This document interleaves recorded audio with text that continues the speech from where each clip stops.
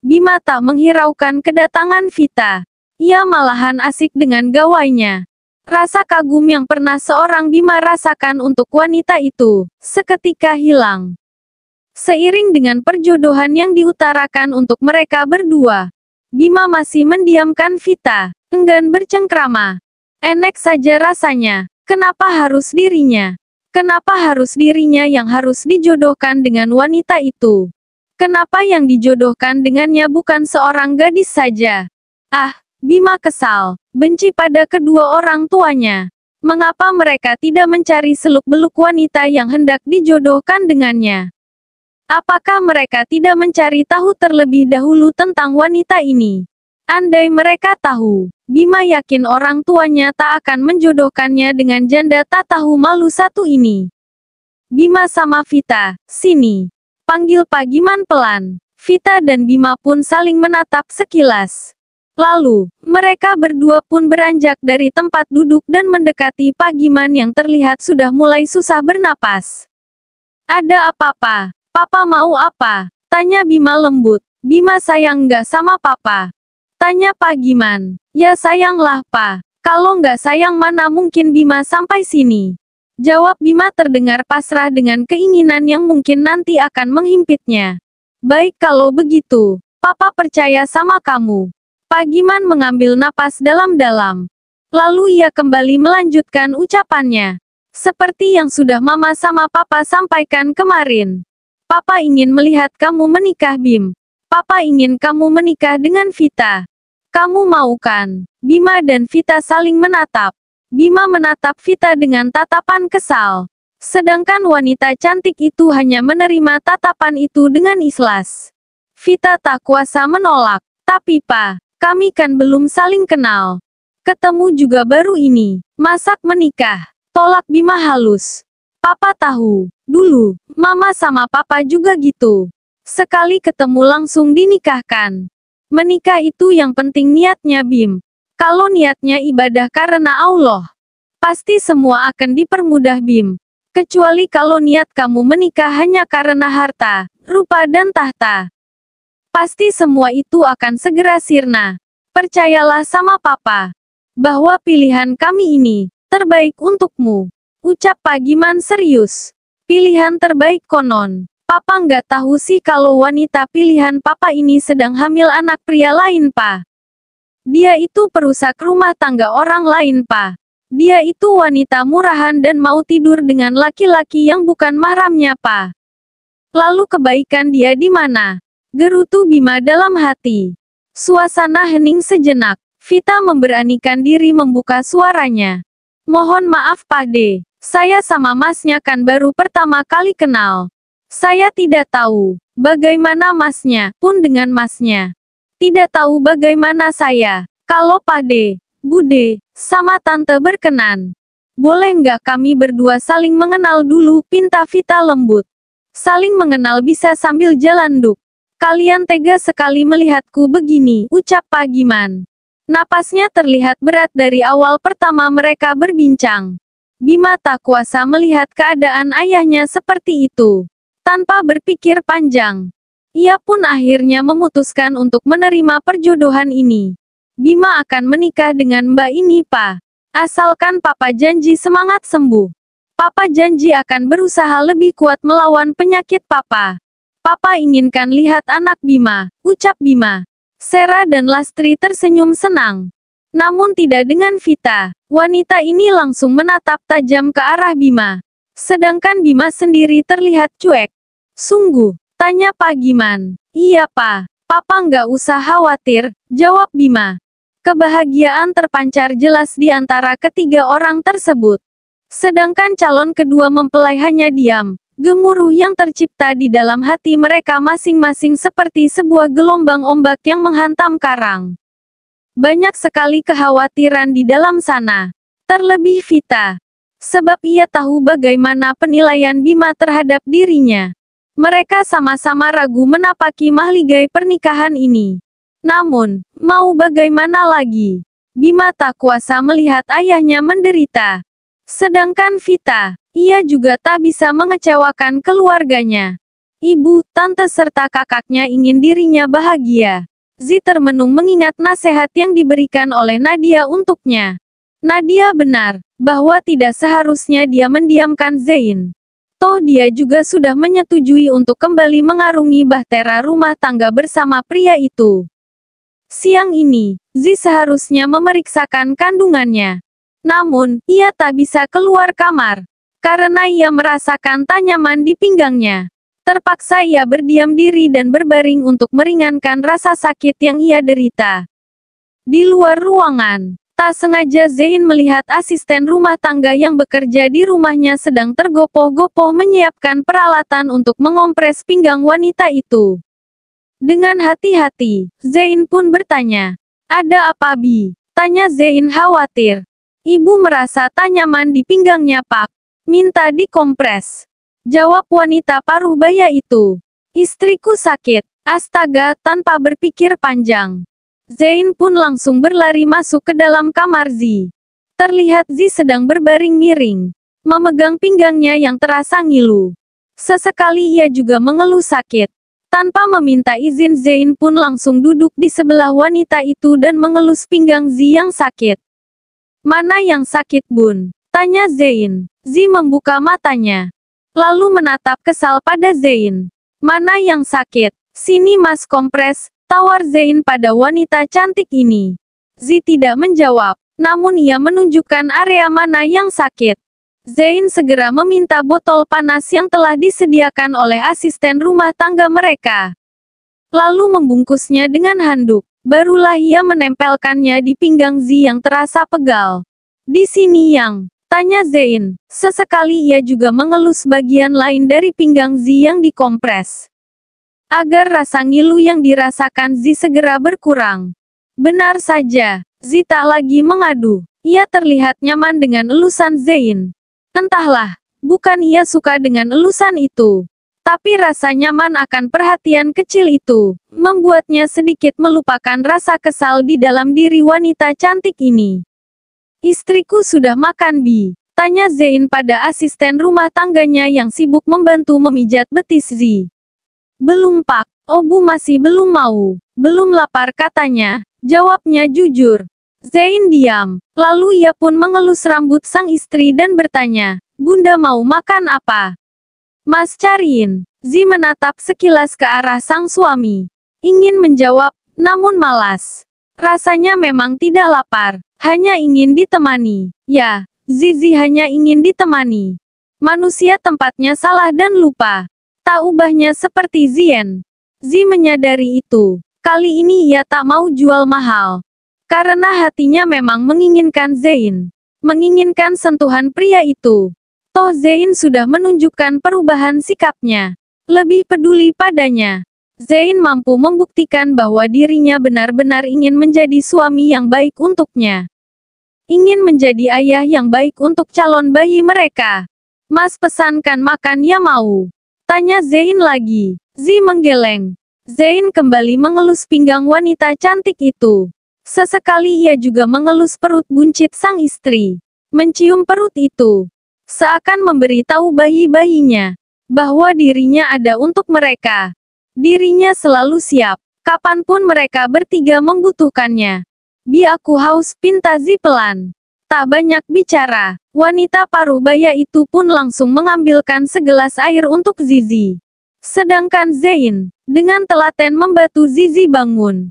Menyusun bantal untuk wanita itu bersandar. Hati-hati Bun, ucap Zein.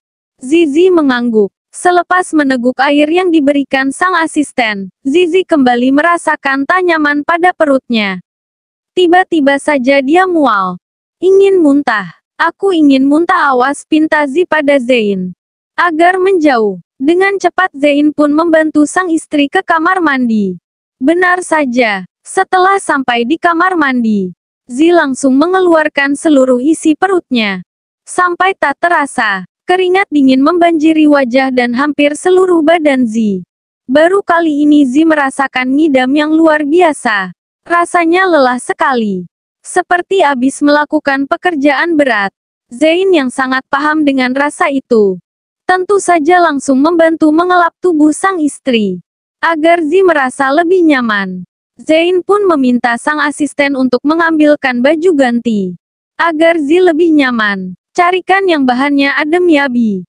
Kalau ada, daster batik aja, ucap Zain. Baik Pak.